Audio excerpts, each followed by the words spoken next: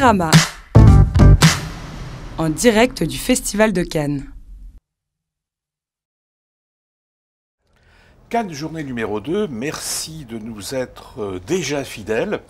Nous sommes toujours dans le pavillon Unifrance qui nous accueille et nous remercions pour ce gentil accueil. Alors au programme du jour, les deux films en compétition, les deux premiers films en compétition, à savoir Wonderstruck de Todd Haynes, qui est un film américain évidemment, et un film russe, Faute d'amour, d'Andrei Zvyagintsev.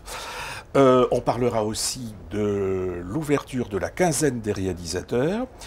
L'interview du jour, eh bien, ce sera Charlotte Gainsbourg, qui nous parlera de plein de choses. On va vous expliquer tout ça dans quelques minutes. Et puis Thierry Frémaux, c'est une habitude, sera là pour nous expliquer la difficulté qu'il a souvent, très souvent, à dire non aux réalisateurs qui le sollicitent pour être sélectionné. Et c'est évidemment assez souvent que ça lui arrive. Avec moi aujourd'hui, Samuel Douer. Bonjour Samuel. Bonjour Pierre. Et Frédéric Strauss. Salut Bonjour Frédéric. Pierre. Alors, nous allons commencer donc par le film de Todd Haynes qu'on a vu ce matin, qui s'appelle Wonderstruck. Alors, l'intrigue, elle est parallèle. C'est en 1927, il y a une gamine qui est sourde et qui part à New York pour retrouver une actrice aimée. Qui est cette actrice, on le saura au fur et à mesure. Et puis des années après, 50 ans après, 50 ans après, il y a donc un gamin qui est devenu sourd lui aussi à la suite, parce qu'il a été frappé par la foudre, qui s'en va lui aussi à New York, là aussi pour retrouver quelqu'un. Alors je vous propose de voir d'abord, avant qu'on en parle et qu'on se dispute peut-être là-dessus, enfin encore je ne suis pas sûr, on va voir, un extrait du film de Todd Haynes, qui, vous allez voir, est formellement très beau.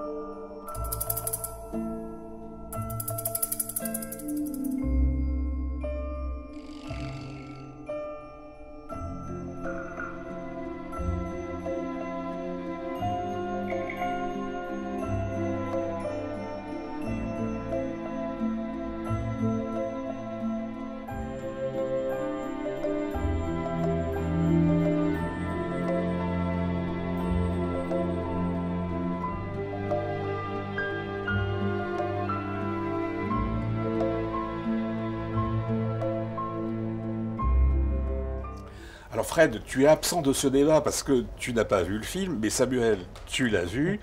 Tu es un peu moins sévère que moi, en sachant et en prévenant que la rédaction de Télérama, il y en a qui aiment plutôt pas mal. Oui, Louis Guichard qui va écrire la critique que vous pourrez voir bientôt sur le site, elle va être très positive. Il a beaucoup aimé le film. Guillemette Odissino a vu le film aussi et aime beaucoup ça. Je les trouve très indulgents personnellement avec ce film qui moi m'a beaucoup déçu parce que j'aime en général beaucoup ce que fait Todd Haynes, cinéaste assez inventif, qui a vraiment beaucoup d'audace dans ses films. Et là, l'audace, elle est quand même très très limitée. pour un résultat, en plus, voilà, l'histoire que tu as présentée comme ça, elle est, bon, effectivement, elle est du récit parallèle, ok, pourquoi pas. Alors il tourne une partie en muet, en Oui, quelque sorte, alors, puisque la petite fille sourde, donc autour d'elle, comme elle... Et elle est fan d'une actrice du cinéma muet, au cinéma moment où muet, le cinéma bascule dans le parlant. Voilà, c'est la meilleure partie du film, moi je trouve, cette partie qui est tournée en noir et blanc, où ils utilisent l'esthétique du cinéma muet. Bon, Todd Haynes est très doué dans la reconstitution, donc c'est assez beau. Hein. Parce qu'on se souvient qu'il y a 2 ans, il avait présenté Carole, qui était aussi une reconstitution de New York des années 60. 50, et c'était absolument magnifique. Mais alors là, je te rejoins parce que, bon, alors c'est clairement un film pour enfants. Oui, c'est tout public, parce que les deux personnages sont des enfants, et c'est vrai que l'histoire, c'est un peu méchant, mais c'est un peu gnangnan quand même, hein, voir cucu la praline sur la fin quand même. C'est le moins qu'on puisse dire. Donc bon, c'est dommage, parce qu'il y avait peut-être un peu de noirceur à creuser dans cette histoire-là, et il l'escamote presque tout le temps. Alors, moi qui suis un grand pervers, la seule chose qui m'a fait un petit peu sourire, c'est qu'on sait bien que Todd Haynes aime bien peindre les amours ambigus. Et alors là, j'ai trouvé, mais ça c'est mon côté absolument, il faut pas me croire dans ce que je vais dire, mais j'ai trouvé qu'il filmait les deux gamins de 12 ans, leur rencontre dans le musée, comme une sorte de coup de foudre. Non mais c'est exactement ça, effectivement. C'est un coup de foudre amical, certes, et voilà, et plus si affinité, mais on se dit finalement que ils ont 12 ans, donc dans 3 ou 4 années, eh ben, ces deux gamins se paxeront, qui se revivront en couple, ils seront très très très heureux, et c'est peut-être ça qui a intéressé Todd Haynes beaucoup plus que la mièvrerie dont il a entouré son film. C'est possible, c'est possible. Et c'est vrai que voilà, donc il faut, tu as dit sur la reconstitution, c'est le côté le plus réussi du film, mais c'est malheureusement, ça va pas beaucoup plus loin que ça, quoi. C'est-à-dire que c'est vraiment un film de directeur artistique, donc les années 70 sont très très bien rendus dans la musique, les costumes, les éclairages. Et voilà, et puis bon, et un film de monteur aussi, parce qu'il joue en parallèle sur les deux époques. Alors voilà. c'est vrai que, évidemment, ça doit être une sorte de petite difficulté supplémentaire, puisqu'il a tourné à peu près dans les mêmes décors, puisque à 50 ans de distance, les deux gamins, la petite fille et le garçon, suivent un peu le même périple. Donc il fallait, dit-il, reconstituer pratiquement au jour le jour, et les années 20 et les années 70. Donc évidemment, on sent bien qu'il s'est amusé comme un fou à ça. Heureusement qu'une partie de l'équipe de Télérama s'est amusée, parce que moi, ça m'a un petit peu, à part mon côté pervers, mais qu'on oublie très très vite. Alors, deuxième film, c'est le film russe d'Andrei Zvyagintsev, dont on avait tant aimé, et un film qui s'appelle Elena, et surtout Léviathan. Et là, ça s'appelle donc Faute d'amour. Comment résumer ça? Eh ben, c'est l'histoire d'un couple qui divorce.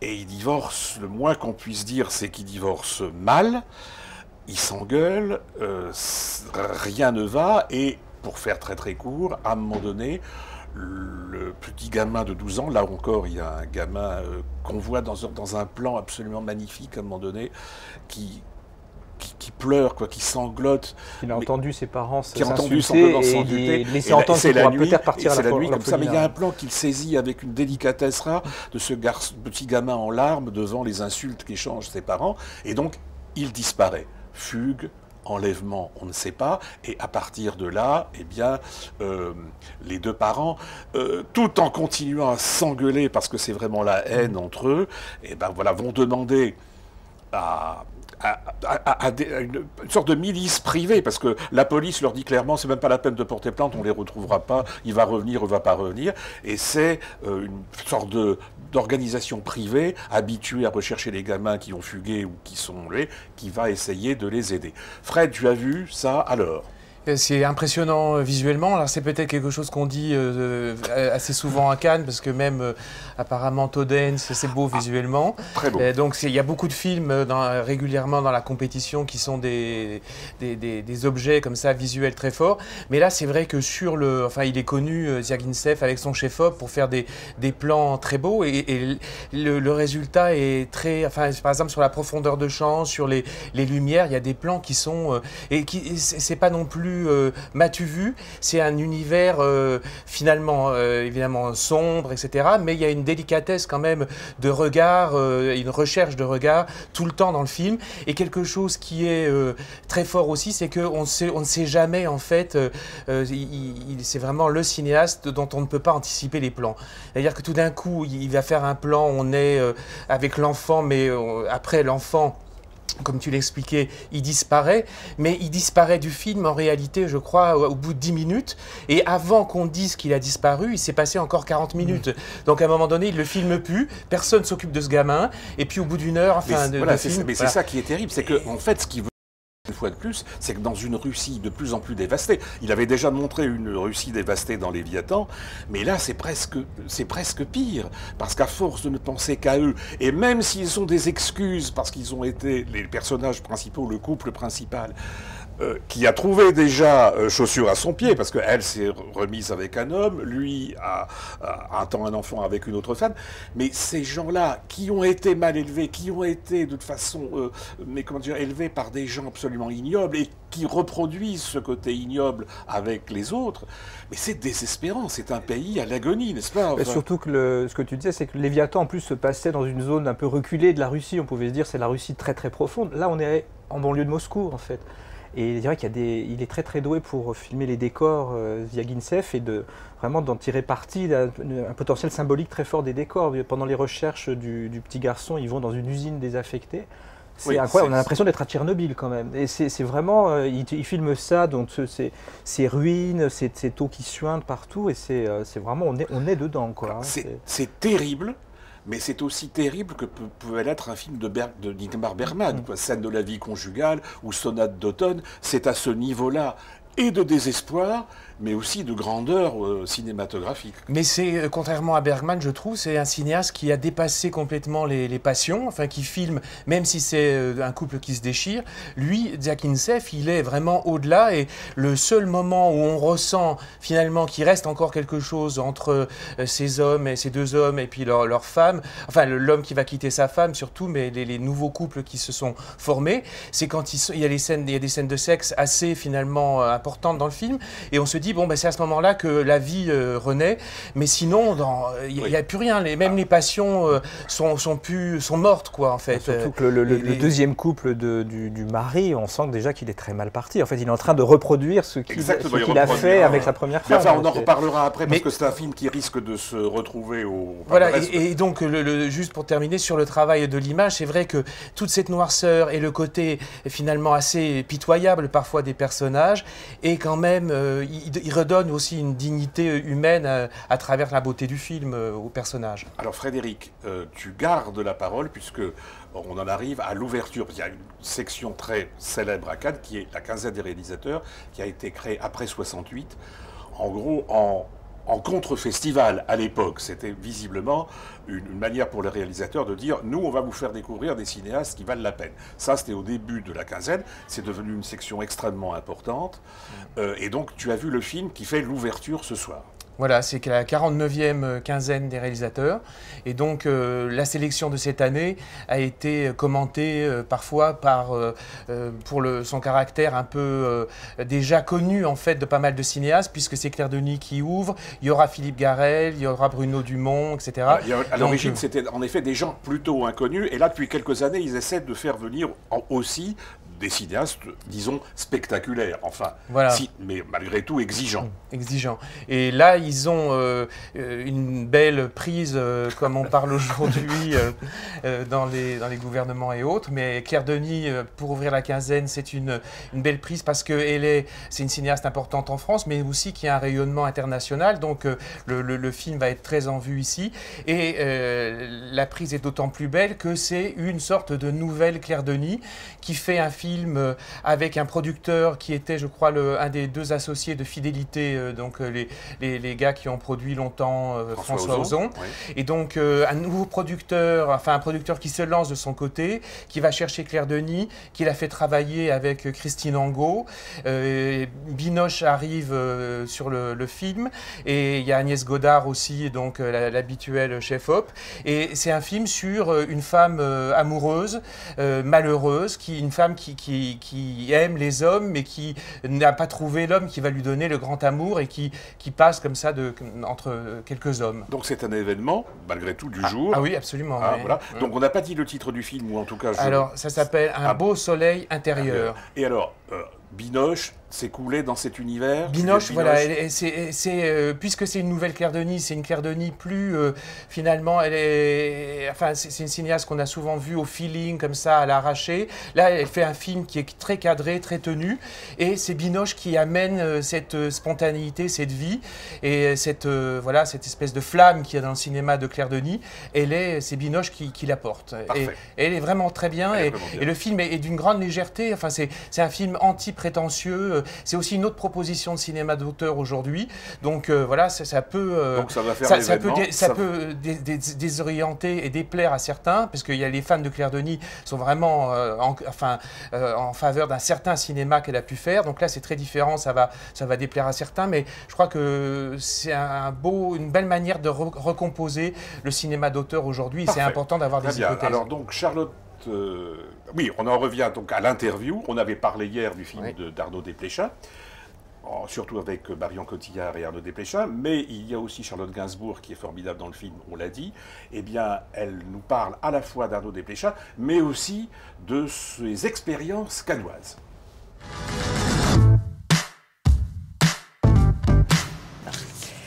Arnaud est-il dirigiste? Oui, je trouve qu'il dirige beaucoup. Il tient à ses mots, il a un vrai langage à lui, donc il amène une direction très précise. Même il vous mâche le travail avant même qu'on entre en scène, il a déjà vu la scène, il l'a déjà jouée. Après, je trouve que ça met la pression parce qu'il est tellement préparé qu'il faut qu'on soit à la hauteur de ses attentes et si possible le surprendre un peu. Donc j'espère qu'il arrive à oublier. Et je pense que oui, parce que sinon, il montre qu'il a du plaisir à faire ses films et à nous regarder.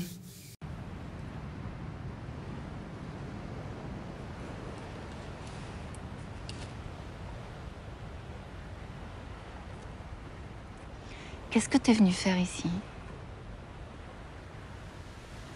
Oh, je crois que tu le sais. Ah non. Bon, quand j'ai récupéré Ismaël, c'était un vieil homme. Et je l'ai arraché à toi. Et maintenant, il a une vraie vie. Sylvia, femme réelle. Ça me dit pas grand-chose. Enfin, si, femme réelle, parce que je pense qu'elle est inspirée d'une... Enfin, elle fait partie de la vie d'Arnaud. Je ne vais même pas demander si j'avais le droit de dire ce genre de choses. Mais donc en ça, elle est bien réelle. Mais sinon, elle ramène le rôle d'Ismaël à une réalité et elle le place dans un futur aussi. Voilà. L'amour, le vrai. Ouh, ça veut dire quoi? Pourquoi le vrai? Oui, mais moi,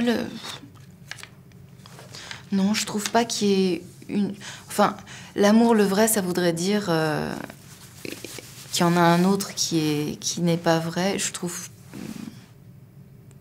Pour moi, ça résonne pas vraiment.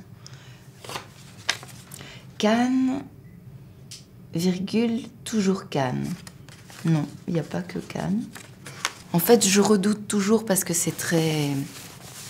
M'as-tu vu? C'est le moins qu'on puisse dire. Mais c'est plutôt gai de faire ce genre de choses. J'aime pas les expressions, enfin, la fête du cinéma, le côté festif, quoi. Mais en fait... En tout cas, d'y aller là à l'ouverture, c'est plutôt facile et joyeux. Il n'y a pas d'angoisse. Voilà. Merci. bien, après Charlotte Gainsbourg, une autre star qui est Thierry Frémaux, le délégué général du Festival de Cannes. Est-ce que c'est difficile ou facile pour un délégué général de dire non à un cinéaste? Je me souviens de moments extrêmement douloureux où il s'est agi de dire non à des metteurs en scène ou à des producteurs pour des films qu'on n'aimait pas ou dont il nous semblait qu'il ne fallait pas qu'ils soient à Cannes. Mais si je vous dis qui, évidemment ça va les désigner comme étant un peu les victimes. Surtout qu'il nous arrive de dire non à des films qui ensuite vont ailleurs. Et ça se passe bien. D'ailleurs, les gens reviennent vers nous en disant « Vous voyez ? Oui, mais non, parce que ça se passe bien ailleurs. Peut-être que ça ne se serait pas bien passé à Cannes, où évidemment l'enjeu est toujours plus fort et les exigences plus hautes. » Donc oui, j'ai plein d'exemples. Je me souviens de plein de moments de tristesse que je ne peux pas dire. Eh bien voilà, c'est fini pour aujourd'hui. Alors je vous annonce très rapidement le programme de demain. On aura droit à un film hongrois qui s'appelle La Lune de Jupiter de Kornél Mondokchou, dont on avait aimé déjà certains films. On vous en reparlera demain. Et puis l'autre, c'est Okja de Bong Joon-ho, qui est évidemment un événement, puisque c'est un des 2 films produits par Netflix, dont vous savez déjà, parce qu'on vous l'a déjà dit, que même s'il est primé, il ne sortira pas en salle. On reparle de tout ça demain. Merci de nous avoir écoutés. Cinérama.